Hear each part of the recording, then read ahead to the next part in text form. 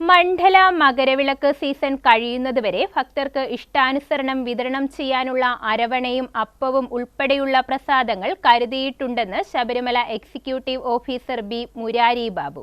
സർക്കാരിന്റെ മികച്ച രീതിയിലുള്ള ഇടപെടൽ ഇത്തവണ സുഗമ ദർശനം സാധ്യമാക്കിയതിൽ നിർണായകമാണെന്നും അദ്ദേഹം കൂട്ടിച്ചേർത്തു. കഴിഞ്ഞ വർഷം മണ്ഡല സീസണിൽ അരവണ വിതരണത്തിന് നിയന്ത്രണമുണ്ടായിരുന്നു. ഇത്തവണ 40 ലക്ഷം കണ്ടെയ്നർ അരവണ കരുതാൻ സാധിച്ചു.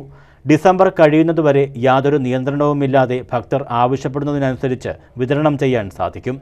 സംസ്ഥാന സർക്കാരിൻ്റെ മികച്ച രീതിയിലുള്ള ഇടപെടൽ ഇത്തവണ സുഗമ ദർശനം സാധ്യമാക്കിയതിൽ നിർണായകമാണ്. ദേവസ്വം ബോർഡും വിവിധ സർക്കാർ വകുപ്പുകളും തമ്മിൽ മികച്ച ഏകോപനമുണ്ടായി. ഇത്തവണത്തെ മുന്നൊരുക്കങ്ങളിൽ പ്രധാനം കഴിഞ്ഞ വർഷത്തെ വീഴ്ചകൾ മനസ്സിലാക്കി അവ പരിഹരിക്കുക എന്നുള്ളതായിരുന്നു.